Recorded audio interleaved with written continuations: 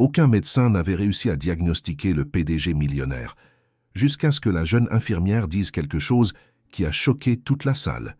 Pierre Dubois n'était pas seulement le visage d'une start-up en pleine ascension, il en était le moteur, la voix, le souffle.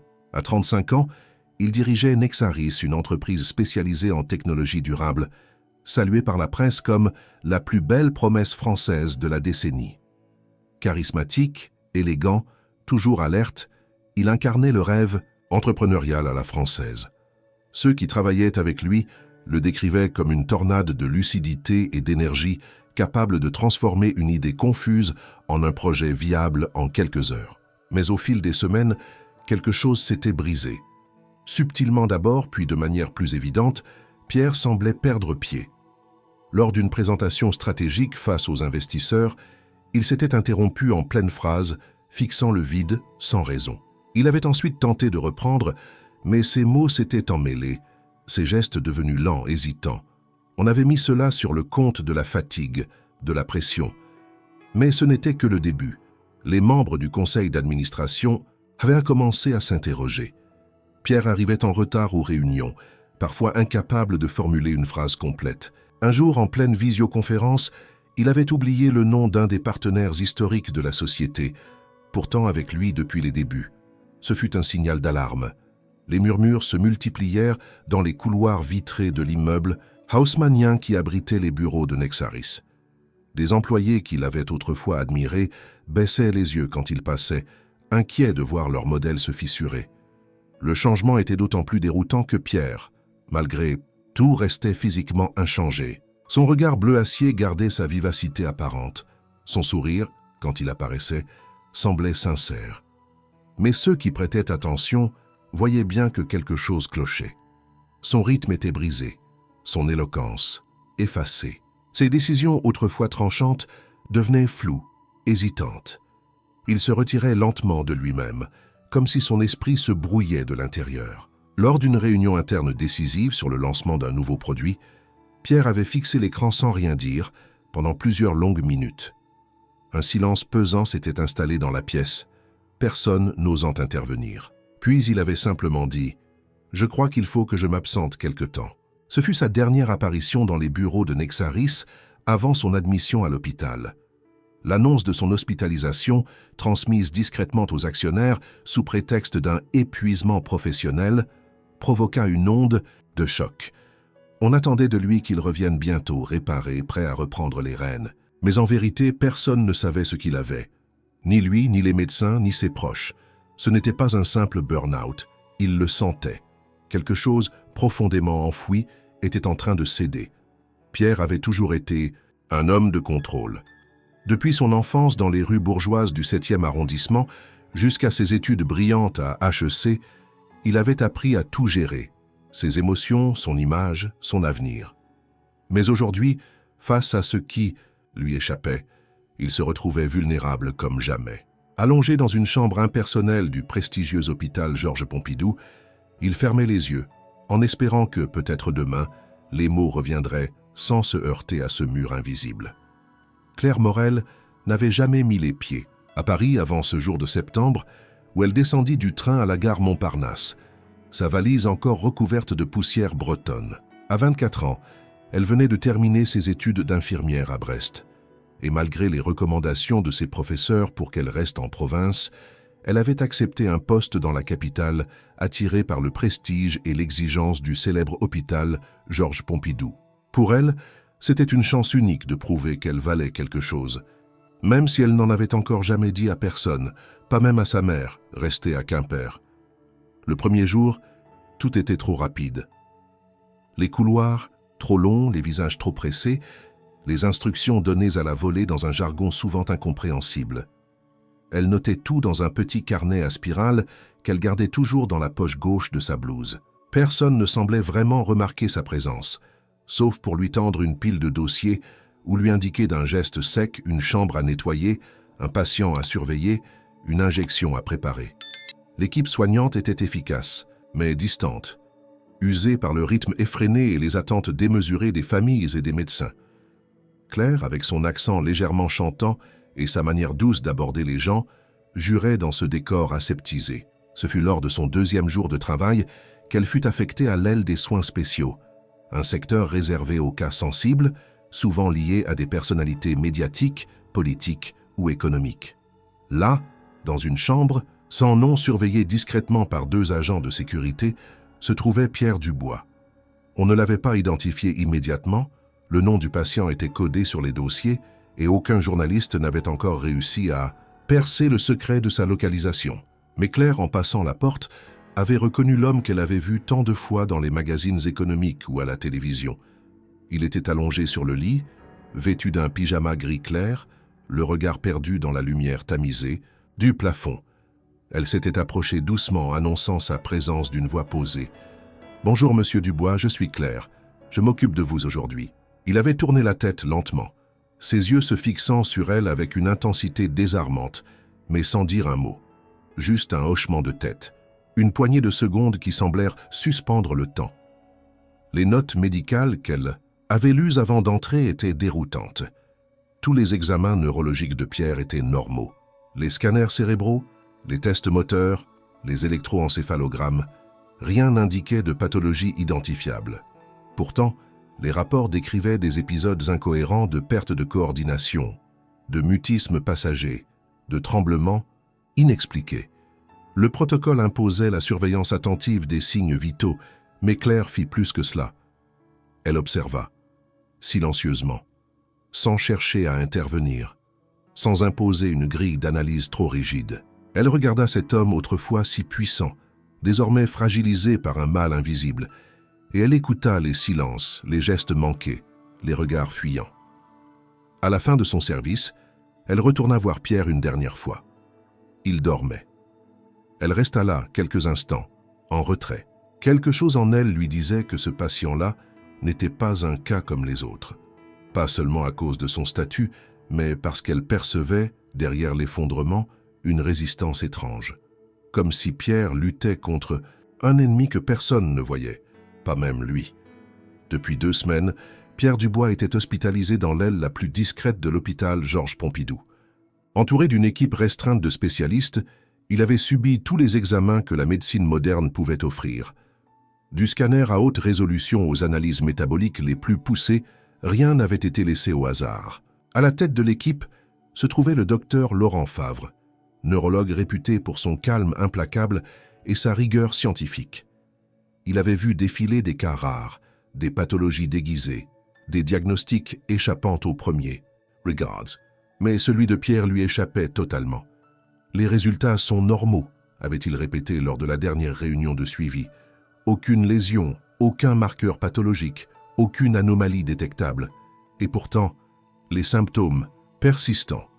Autour de la table, les autres membres de l'équipe hochèrent la tête avec gravité. Tous avaient constaté les accès de confusion, les gestes désordonnés, les blancs soudains dans le discours de Pierre. Des signes clairs d'un dérèglement. Mais lequel? Pierre, lui, oscillait entre frustration et résignation.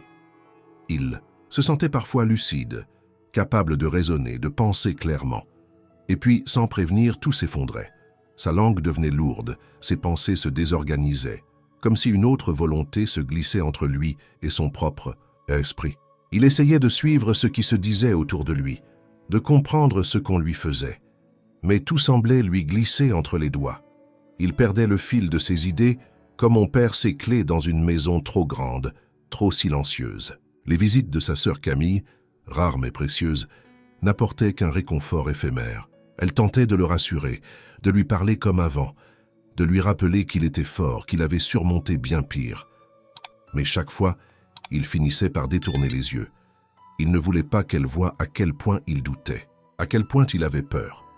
Le plus troublant était cette absence de diagnostic. Si au moins on lui avait dit « Vous souffrez de telle maladie », il aurait pu se battre contre quelque chose. Mais là, il n'y avait rien. Juste un vide, une zone d'ombre dans laquelle il tombait encore et encore. Et le pire était cette impression de n'être pas cru. Comme si, derrière les regards polis des médecins, il devinait une suspicion croissante, un doute sur la véracité de ses symptômes. Était-ce dans sa tête? Était-il en train de devenir fou? À chaque examen, à chaque test, il espérait une réponse. Il s'accrochait à la moindre anomalie comme à une bouée. Mais invariablement, les résultats revenaient vierges. Nous ne voyons rien d'anormal. Et cette phrase, répétée comme une sentence, devenait pour lui un poison. Il n'y avait rien à voir, donc il n'y avait rien à comprendre. Et s'il n'y avait rien à comprendre, comment allait-il s'en sortir? Allongé sur son lit, les yeux fixés sur le plafond, Pierre se sentait prisonnier d'un corps qui ne lui obéissait plus. Parfois, il pensait à ses collaborateurs, à ses projets, à cette entreprise qu'il avait construite de toutes pièces. Il se demandait ce qu'il pensait de lui maintenant. Un dirigeant incapable de s'exprimer, sans bafouiller. Un homme brisé par une cause que personne ne savait nommer. Et cette pensée, plus que toute autre, le rongeait lentement. Claire avait commencé à passer un peu plus de temps dans la chambre de Pierre, sous prétexte de soins de routine. Elle but, s'efforçait de rester discrète, professionnelle, mais son attention allait bien au-delà des gestes infirmiers. Tandis que les médecins discutaient de résultats d'examen et ajustaient des protocoles stériles, elle observait. Les rythmes, les silences, les hésitations. Et surtout, elle écoutait. Ce qu'elle remarqua d'abord, ce fut la récurrence des symptômes selon certaines heures précises. Pierre semblait plus vulnérable en fin de matinée, vers 11 heures. Son regard se perdait. Ses mains tremblaient davantage. Ses mots s'évanouissaient dans un effort invisible. Ce phénomène, étrange et régulier, passait inaperçu aux yeux de l'équipe médicale, focalisée sur des relevés objectifs. Claire, elle, notait dans son carnet chaque apparition, chaque détail, les gestes qu'il répétait sans en avoir conscience, les phrases interrompues, les regards fuyants. Elle réalisa aussi que les crises s'intensifiaient après certaines conversations, notamment celles où l'on évoquait l'entreprise. Un jour, en remettant un plateau sur la table de nuit, elle avait entendu un des médecins mentionner, en passant le nom de Nexaris. À peine ce mot avait-il été prononcé que Pierre s'était figé, ses pupilles se dilatant, son souffle devenant plus rapide. Il n'avait rien dit, mais sa main droite s'était crispée sur le drap, tremblante, comme sous un choc électrique. Claire comprit alors que ces symptômes n'étaient pas aléatoires. Ils répondaient à quelque chose, à des stimuli précis, mais quoi exactement? Elle se mit à dresser une chronologie secrète, reprenant les observations accumulées. Elle fit correspondre les horaires, les circonstances, les sujets évoqués avec les moments où les troubles se déclenchaient. Une ligne semblait se dessiner, floue mais persistante. Elle tenta d'en parler timidement lors d'un échange informel dans la salle de repos. « Vous avez remarqué que ces crises surviennent souvent après qu'on a évoqué certains sujets ?» demanda-t-elle à une collègue. Mais l'autre haussa les épaules, trop fatigué pour réfléchir à des subtilités. « Ce genre de choses, c'est dans ta tête. Tu verras, avec le temps, on apprend à ne plus trop chercher de logique. » Claire ne répondit rien, mais cette indifférence ne la dissuada pas. Au contraire, elle raffermit sa conviction. Ce qui la frappa le plus fut un moment presque insignifiant. Un soir, alors qu'elle prenait la tension de Pierre, il avait murmuré quelque chose d'à peine audible. « Ce n'est pas mon corps, c'est comme autre chose. » Elle l'avait regardé, cherchant à capter ses mots. Il n'avait pas continué, mais cette phrase résonna en elle. Comme autre chose? Qu'avait-il voulu dire? Que ce n'était pas physique, que c'était plus profond. En relisant ses notes ce soir-là dans son petit studio du 15e arrondissement, Claire sentit une intuition grandir en elle. Et si ce que personne ne voyait n'était pas une maladie du cerveau mais une réaction du cœur, un mécanisme que l'esprit mettait en place pour ne pas affronter quelque chose d'autre. Elle n'avait pas les mots techniques pour le formuler, pas la légitimité pour le proposer. Mais elle savait qu'elle voyait ce que personne d'autre ne voulait voir. Ce fut un détail infime, presque ridicule, pour quiconque n'y prêtait pas attention. Mais pour Claire, ce moment changea tout. Ce jour-là, la sœur de Pierre, Camille, lui rendait visite dans la discrétion habituelle, après avoir prévenu le personnel par téléphone. Claire, en charge du service à cette heure-là, était présente dans la chambre, occupant le coin en silence, pendant que les deux parlaient doucement. Camille tentait d'égayer son frère, lui parlant d'anecdotes de leur enfance, de souvenirs de vacances sur la côte basque, et, à un moment donné, elle mentionna un projet scolaire qu'ils avaient imaginé ensemble, un prototype de cabane qu'ils avaient construit avec leur père. Elle dit en riant, « Tu te souviens? Tu l'appelais notre premier prototypage. » Pierre ouvrit la bouche pour répondre, mais le mot resta suspendu. Il répéta lentement « proto », puis s'interrompit, le regard vide, la mâchoire crispée. Il détourna les yeux et changea brusquement de sujet, comme si un signal d'alarme interne l'avait stoppé net. Claire, en retrait, sentit une tension traverser la pièce. Ce n'était pas une simple difficulté d'élocution. Ce n'était pas de l'oubli, c'était une rupture. Elle fit semblant de continuer à ranger quelques dossiers tout en jetant un coup d'œil discret à Pierre. Il avait retrouvé une posture neutre, mais son visage restait fermé. Camille, elle, sembla n'avoir rien remarqué, poursuivant la conversation sans insister. Quand elle quitta la chambre, Claire resta un moment près de la fenêtre, le regard tourné vers la lumière grise de l'après-midi. Ce mot, ou plutôt ce non-dit, lui semblait crucial. Il avait provoqué une réaction démesurée, disproportionnée, presque défensive. Elle nota immédiatement l'événement dans son carnet. Blocage sur le mot prototypage, réaction d'évitement, lien possible avec souvenir d'enfance ou symbolique professionnelle.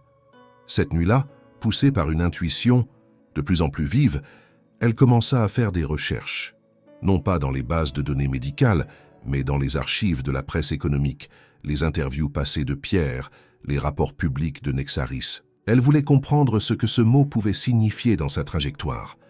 Elle découvrit que prototypage avait été un terme clé dans les débuts de l'entreprise. C'était l'un des piliers du discours de Pierre lors des levées de fonds, le modèle de rapidité et d'innovation des prototypes développés par son équipe. Effet troublant, dans une entrevue datant d'environ 1 an, Pierre avait affirmé que c'était précisément lors du développement d'un certain prototype que les tensions avaient commencé entre lui et son ancien associé, Éric Martin. 1 mois après cet entretien, Éric avait été écarté dans des circonstances floues. Claire fit le lien. Ce mot, pour Pierre, n'était pas un simple terme technique. Il portait une charge émotionnelle. Il était lié à une fracture, à un conflit, peut-être même à une culpabilité. Et ce blocage, ce refus inconscient de le prononcer, n'avait rien de neurologique. C'était autre chose, quelque chose de plus profond, de plus enfoui, un verrou. Elle ne savait pas encore comment l'exprimer clairement au médecin, mais elle savait désormais qu'elle ne se trompait pas. Pierre n'était pas malade au sens traditionnel. Il se battait contre un poids intérieur, un nœud invisible que personne n'avait encore pris la peine de dénouer. Claire hésita, longtemps avant de franchir la porte du bureau du docteur Favre. Elle tenait entre ses mains un dossier qu'elle avait préparé en cachette. Ses notes manuscrites, les horaires des crises, les réactions aux mots spécifiques et surtout l'analyse de l'épisode du prototypage. Elle savait que son initiative pourrait être mal perçue. Elle n'était qu'une infirmière débutante, sans spécialité, sans autorité clinique. Mais elle ne pouvait plus garder pour elle ses observations, car elle avait l'intime conviction que ce qu'elle voyait comptait, et que personne d'autre ne regardait. Le docteur Favre leva à peine les yeux quand elle entra. Il était concentré sur un dossier, assis derrière un bureau méticuleusement rangé. « Infirmière Morel ?» dit-il d'un ton neutre. Elle répondit d'un hochement de tête, légèrement tendu. Il fit signe qu'elle pouvait parler. Claire prit une inspiration profonde et, d'une voix calme, commença à exposer ce qu'elle avait remarqué. Elle parla des horaires précis des crises, de leur corrélation avec certains sujets de conversation, du lien entre les symptômes et des mots déclencheurs. Puis, elle évoqua l'épisode du mot « prototypage », la réaction de Pierre. C'est « recherche personnelle sur l'histoire de Nexaris », le conflit avec l'ancien associé. Elle n'avançait pas de diagnostic, seulement des faits, des connexions qu'elle avait notées avec attention. Quand elle termina, elle déposa doucement le dossier sur le bureau. Le silence qui suivit fut glacial. Le docteur Favre la regarda, un long moment sans expression. Puis il se redressa légèrement et répondit d'un ton ferme « Infirmière, je comprends votre zèle, mais vous devez rester à votre place. Nous travaillons avec des données objectives, validées scientifiquement. Vos impressions, si louables soient-elles, ne peuvent pas influencer le protocole médical. » Il écarta le dossier du bout des doigts. « Vous êtes ici pour appliquer les traitements, pas pour les interpréter. » Claire sentit ses joues s'enflammer. Elle ne répondit pas immédiatement, de peur que sa voix ne trahisse son émotion. Puis elle hocha la tête, rassemblant ses papiers avec lenteur, en silence. En quittant le bureau, elle comprit que ses paroles avaient glissé sur un mur. Elle n'avait pas été écoutée. Pire, elle avait été rabaissée. Comme si ce qu'elle voyait, ce qu'elle comprenait intuitivement, n'avait aucune valeur. Ce soir-là, elle envisagea sérieusement de quitter l'hôpital. Elle se sentait étrangère, inutile, effacée. Son regard, si aiguisé pour détecter les non-dits chez les patients, ne trouvait aucun écho dans l'institution. Mais en repensant à Pierre, à son regard perdu, à ses efforts pour parler, à ce mot impossible à prononcer, elle comprit que ce n'était pas le moment de partir. Quelque chose en elle refusait de l'abandonner. Assise sur son lit, dans la pénombre de sa petite chambre parisienne, Claire serra son carnet contre elle. Si le système ne voulait pas voir, alors elle continuerait à regarder. Si les experts refusaient d'écouter, elle continuerait à écouter. Parce que parfois, ce qui sauve une vie ne vient pas d'un diagnostic, mais d'un regard humain posé là où personne ne veut regarder. Refusée, rabaissée, mise de côté, Claire aurait pu abandonner. Mais l'indifférence du docteur Favre avait eu un effet contraire. Elle s'était sentie plus responsable que jamais. Si personne dans cet hôpital ne voulait entendre ce qu'elle percevait, alors elle prendrait sur elle de chercher les réponses là où la science ne posait pas les yeux. Elle ne cherchait plus à être entendue. Elle voulait simplement comprendre et aider. Ainsi commença ce que Claire appelait en silence sa propre investigation. Chaque soir, après ses heures de travail, elle s'installait dans un coin discret de la bibliothèque de l'hôpital ou à son domicile, son ordinateur portable ouvert sur des dizaines d'onglets. Elle consulta d'anciens articles de presse, remonta les archives publiques de Nexaris, parcourut des forums professionnels, analysa des vidéos d'interviews de Pierre, fouilla des publications financières. Elle découvrit rapidement une ligne temporelle troublante. 6 mois auparavant, Nexaris avait été secoué par un scandale discret mais réel. Une levée de fonds annoncée comme spectaculaire avait été ternie par le départ soudain de l'un des cofondateurs, Éric Martin. À l'époque, la presse avait salué le sang-froid de Pierre, qui avait pris les commandes seul. Mais en lisant entre les lignes, Claire vit autre chose, des contradictions, des silences. Une tension palpable dans les réponses de Pierre lorsqu'il évoquait ce départ. Puis elle tomba sur un communiqué interne, divulgué anonymement sur un site spécialisé. Il évoquait un désaccord profond sur la stratégie de développement, un conflit autour de la gestion d'un prototype. Ce même prototype mentionné dans l'épisode du mot oublié. Pierre avait décidé seul, contre l'avis de son associé. Le projet avait avancé, mais à un coût personnel évident. Rupture du partenariat, pression médiatique, nuit sans sommeil. Claire comprit que ce n'était pas seulement une divergence d'opinion. C'était une trahison vécue de part et d'autre, un effondrement intime, professionnel, moral. Et ce fut exactement à cette période que, selon un article discret du journal Les Échos, Pierre avait annulé plusieurs apparitions publiques, invoquant des raisons personnelles. Quelques semaines plus tard, il entrait à l'hôpital. La coïncidence était trop grande pour être ignorée. Elle retourna à ses notes et ajouta une nouvelle section, lien entre le début des symptômes et la rupture professionnelle majeure. Hypothèse, réponse corporelle à une dissonance. Psychique non traitée, elle n'avait pas les outils pour poser un diagnostic, mais elle commençait à voir le motif dans le tapis, comme un puzzle dont les pièces s'emboîtaient lentement. Elle évita désormais les réunions médicales où elle n'était pas la bienvenue, mais continuait à prendre soin de Pierre avec une attention particulière. Il avait remarqué sa présence régulière, son calme, sa patience. Ils ne parlaient pas beaucoup, mais parfois leurs regards se croisaient avec une reconnaissance silencieuse, comme s'ils devinaient, sans pouvoir le dire, qu'elle cherchait ce que tous les autres avaient cessé de chercher. La dégradation fut brutale. Jusque-là, les épisodes de confusion de Pierre survenaient de manière ponctuelle, prévisible pour Claire, mais toujours ignorée du reste de l'équipe. Mais ce matin-là, alors qu'une réunion d'évaluation avait été exceptionnellement programmée dans une salle attenante à l'aile des soins spéciaux, tout bascula. Le docteur Favre avait voulu tester la réactivité cognitive de Pierre en présence de l'ensemble de l'équipe médicale, espérant ainsi obtenir une trace observable, objectivable, mesurable. Claire, bien que tenue à l'écart, fut autorisée à rester en tant qu'infirmière de soutien. Elle se tint en retrait près du mur, silencieuse, attentive. Pierre entra dans la pièce accompagné de 2 aides-soignants. Il avait l'air fatigué mais calme. On lui demanda de s'asseoir à une table, de répondre à quelques questions simples, orientation temporelle, identification d'objets, récitation de séries numériques. Il s'en sortit correctement, avec quelques hésitations. Puis vint une question anodine en apparence. « Pouvez-vous nous dire ce que vous auriez changé dans le dernier trimestre de stratégie de Nexaris avec le recul ?» Le silence tomba aussitôt.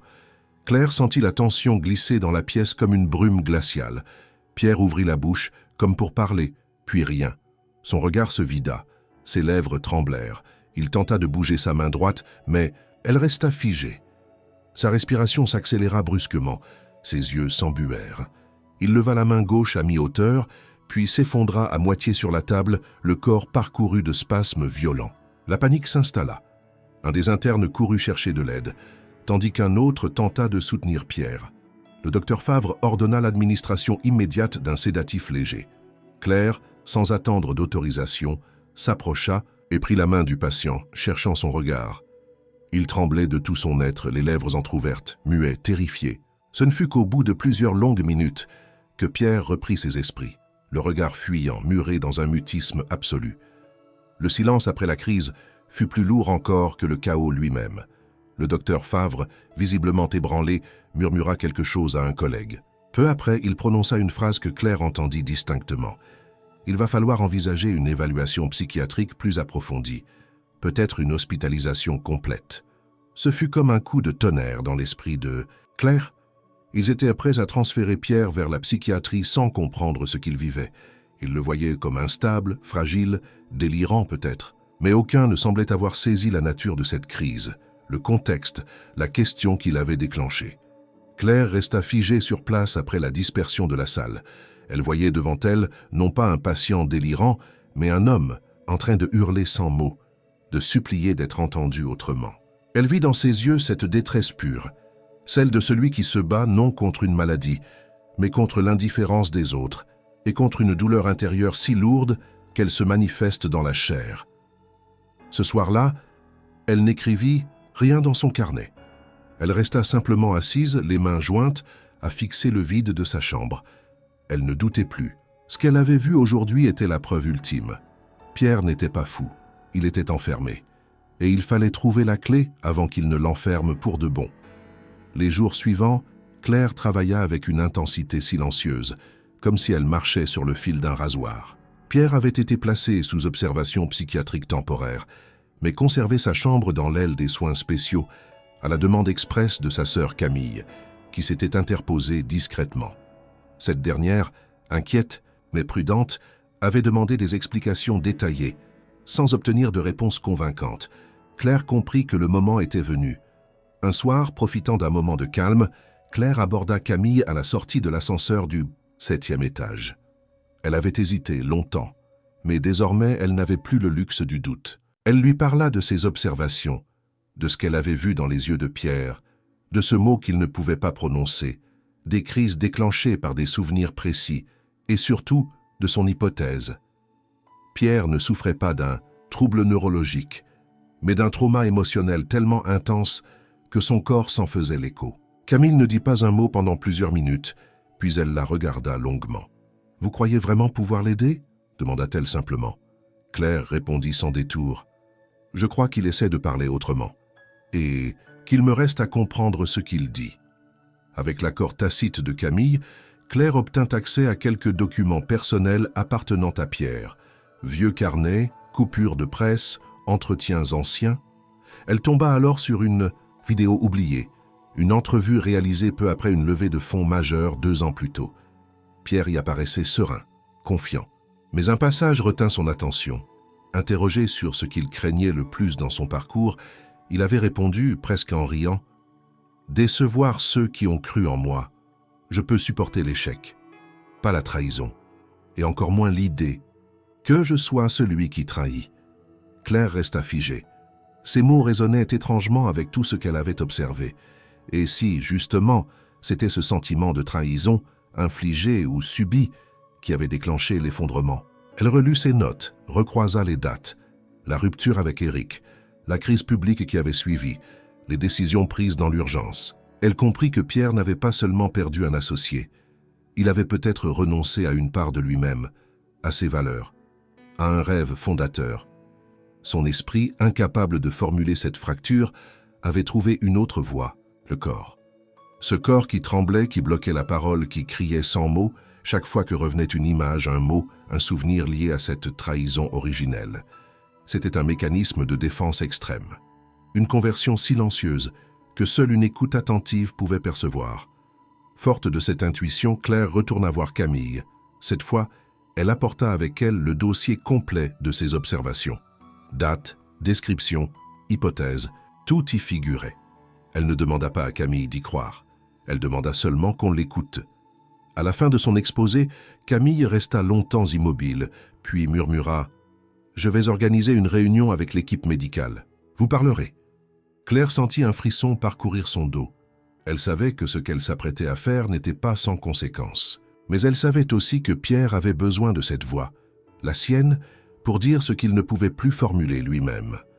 La réunion fut convoquée un mardi matin, dans une salle vitrée du 8e étage. Autour de la table, les membres de l'équipe médicale s'installèrent avec l'attitude tendue de ceux qui savaient qu'on allait remettre en question l'autorité de leur diagnostic.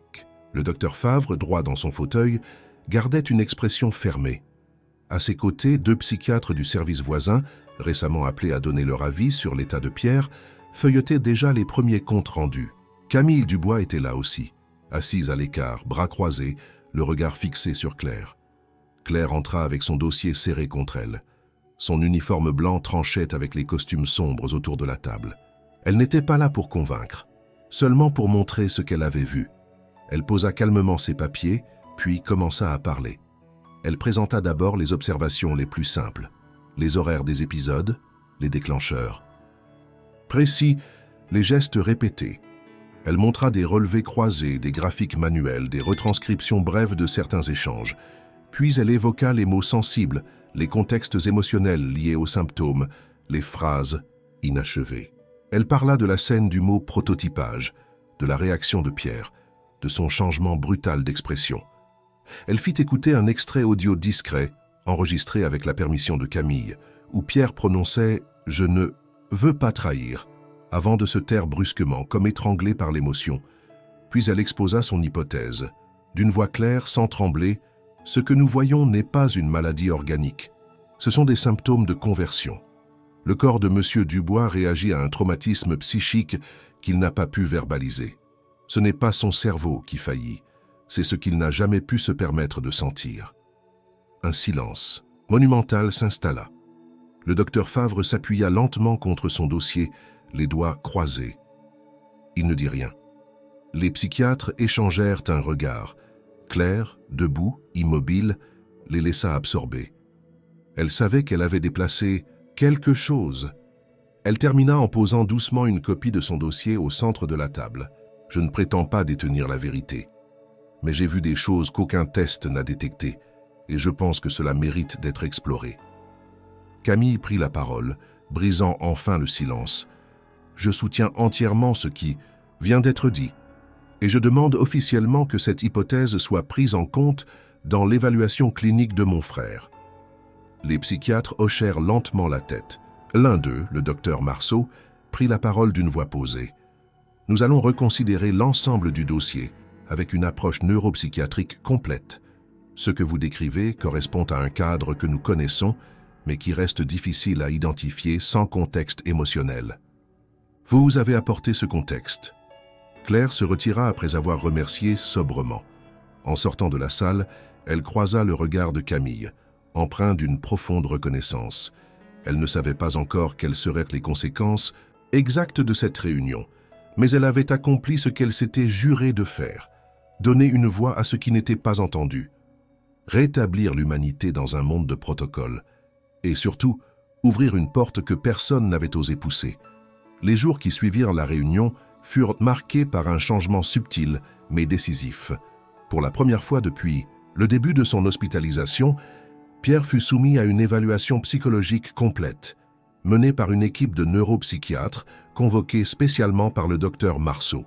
Claire, bien qu'écartée de la procédure officielle, fut discrètement tenue informée par Camille, qui avait désormais pris un rôle actif dans les décisions médicales.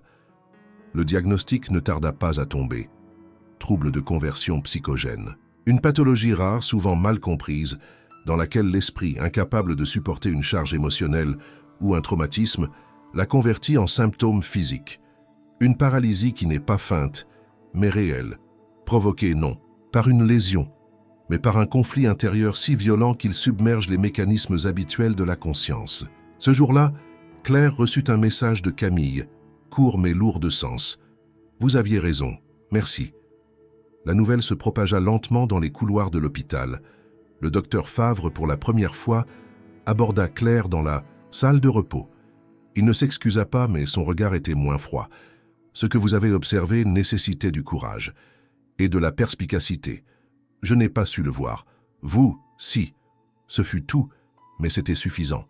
Pierre Kant, lui, fut informé du diagnostic avec une prudence infinie. Il ne parla pas beaucoup ce jour-là, mais ses yeux se remplirent d'une émotion complexe, un mélange de soulagement et de peur. Enfin, une explication. Enfin, des mots mis sur l'indicible. Il ne s'agissait pas d'une folie ni d'une défaillance incurable. Il s'agissait d'un mécanisme de protection qui avait pris le contrôle et qui pouvait désormais être démantelé. Une équipe de thérapeutes spécialisés fut mobilisée. Les premières séances furent douloureuses. Pierre hésitait à s'ouvrir, à revivre ce qu'il avait enfermé.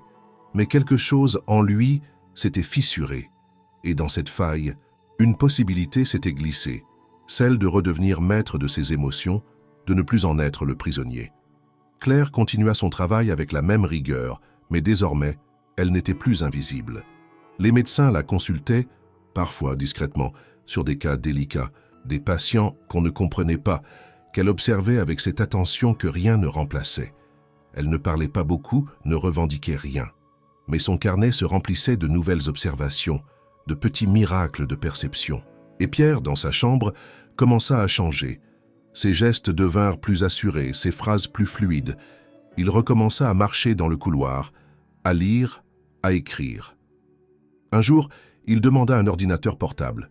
Il ne parlait pas encore, de Nexaris, mais il écrivait longuement sur un fichier qu'il ne montrait à personne. La science, cette fois, avait écouté, parce que quelqu'un avait eu le courage de murmurer là où les autres criaient. Et dans ce murmure, un homme avait commencé à guérir. Le retour de Pierre à lui-même ne fut ni soudain ni spectaculaire. Il n'y eut pas de transformation visible d'un jour à l'autre, mais plutôt une reconstruction lente, fragile, méthodique. Chaque séance de thérapie ouvrait une brèche dans le mur qu'il avait bâti en silence. Les mots revenaient, d'abord hésitants, puis plus assurés.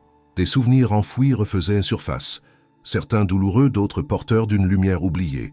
Il commença à parler de l'entreprise, d'Éric, de cette nuit où il avait signé seul une décision qu'ils avaient autrefois juré de ne jamais prendre sans se consulter. Il parla de la trahison qu'il avait ressentie, mais aussi de la peur d'avoir été lui-même le traître, des attentes écrasantes, du regard de ses collaborateurs, de ce besoin dévorant de ne jamais échouer. Il pleura, plusieurs fois, mais pour la première fois, il ne chercha pas à retenir ses larmes. Il comprit peu à peu que ce qu'il avait fui, ce n'était pas l'échec, c'était la culpabilité.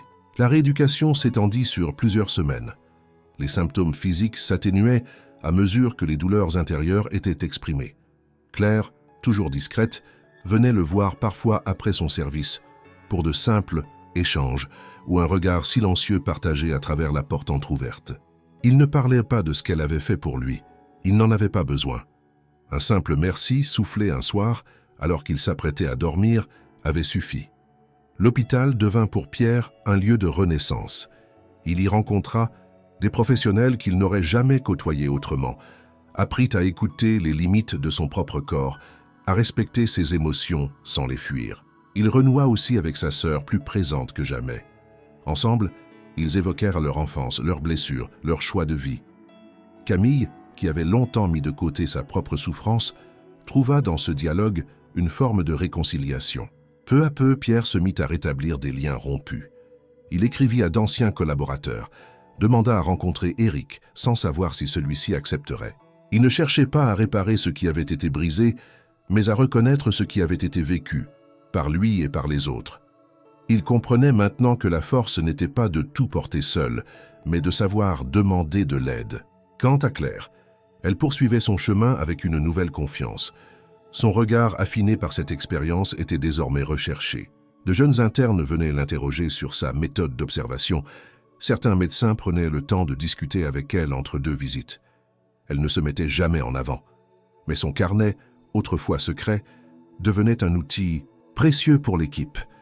Elle avait compris que son don ne résidait pas dans des diplômes ou des titres, mais dans sa capacité à voir l'invisible, à entendre ce qui ne se disait pas.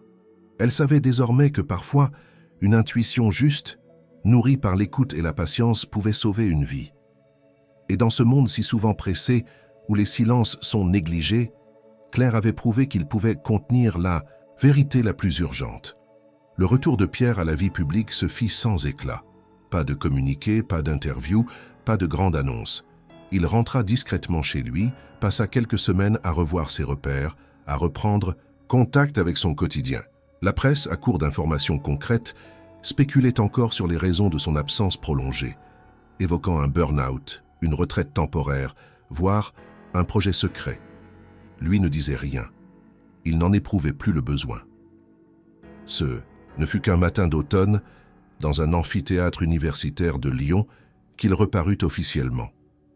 Invité par une école d'ingénieurs à parler d'entrepreneuriat responsable, Pierre accepta à la condition que l'événement reste sobre, sans diffusion en direct, sans caméra.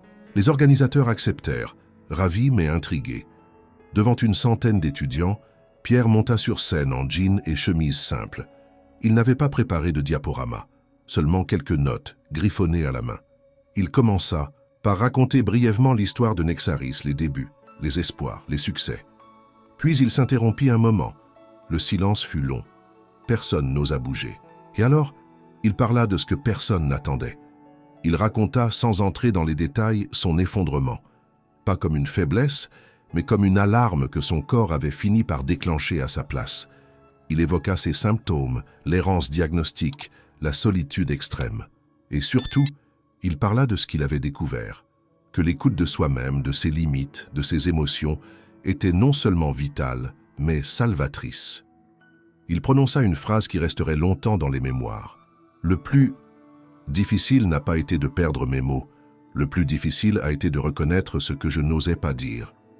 Il fit alors une pause, sortit une feuille pliée de sa poche et lut une dernière phrase. « Il y a une jeune infirmière, venue d'un petit village de Bretagne, qui m'a entendu quand personne ne m'écoutait. Elle n'a pas sauvé ma vie. Elle m'a permis de la retrouver. » Dans la salle, un murmure d'émotion traversa les rangées. Personne ne savait exactement de qui il parlait. Mais dans le fond de l'amphithéâtre, Claire, venue discrètement après avoir été invitée par Camille, sentit son cœur se serrer. Elle ne pleura pas, elle ne bougea même pas. Mais elle sourit. Pas par fierté, pas pour la reconnaissance, juste parce qu'elle savait profondément qu'elle avait fait ce qui devait être fait. Après la conférence, elle repartit sans attendre. Pierre ne la vit pas.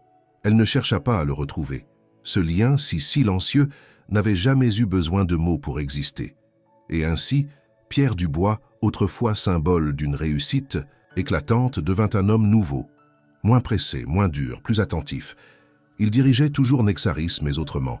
Il laissait plus de place, plus de voix. Et surtout, il n'oublierait jamais que, parfois, les silences contiennent des vérités plus puissantes que tous les discours.